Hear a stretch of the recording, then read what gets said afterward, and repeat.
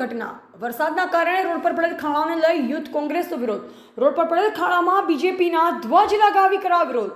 Youth કોંગ્રેસના કાર્યકર્તાઓ મોટી સંખ્યામાં જોડાયા। દરેક ઝોનમાં દરેક વિસ્તારમાં વરસાદ પછી ખાડાઓ અને ભૂવાઓ પડે છે તો શું સુરત મહાનગરપાલિકા દ્વારા જે રોડ બનાવવામાં આવે છે, જેના સુરત મહાનગરપાલિકા દ્વારા મોટા મોટા બિલ બનાવવામાં આવે છે, તો તે બિલ જનતાઓના વેરા બિલ અને ટેક્સમાંથી આપવામાં આવે છે, તે જનતાને ખાડાઓમાંથી ચાલુ પડશે।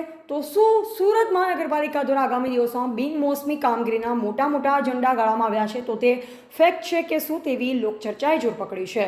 વિરોધ કરી રહેલ તમામ કાર્યકરોની પોલીસે અટકાયત કરી છે। એસએલ રંગોની સુરત શહેર યુથ કોંગ્રેસ મહામંત્રી। આજે કેવા પ્રકારનો વિરોધ કરવામાં આવ્યો? આજે સુરત શહેર યુથ કોંગ્રેસ દ્વારા ખાડા પૂરો આંદોલન ભાજપનો ઝંડો ગાડી અને ભાજપનો વિકાસ બતાવવામાં આવી રહ્યું છે કે આ ખાડામાં વિકાસ છે, માત્ર પેપર પર કાર્યવાહી કરીને સુરત શહેરની જનતાને મૂર્ખ બનાવવાનું કામ બંધ કરે।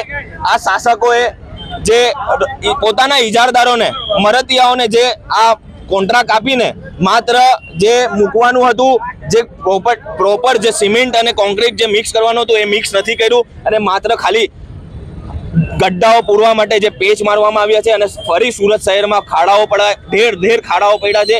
સુરત શહેરની જનતાને ખૂબ જ ગાડીઓનું નુકસાનથી લઈને બધી જ પોતાની જાતને અને નુકસાન થઈ રહ્યું છે। એ માટે સુરત શહેર યુથ કોંગ્રેસ સુરત શહેરની જનતા માટે આજે રોડ પર ઉતર્યું છે અને આ ગड्ढાઓ ના પૂરવામાં આવે તો ગड्ढાઓમાં ભાજપના ઝંડા ભ્રષ્ટાચાર રીતે બતાવવામાં આવશે કે ભાજપ જો આજકાલે પણ આ જો રસ્તાઓ નહીં પૂરવામાં આવે ને શાસક દ્વારા તો કાલ ઉઠીને ભાજપ કાર્યાલય પણ અમે આ આંદોલન કરીશું। અહેવાલ કલ્પેશ લાઠિયા, સંબંધ ભારત ન્યૂઝ, સુરત।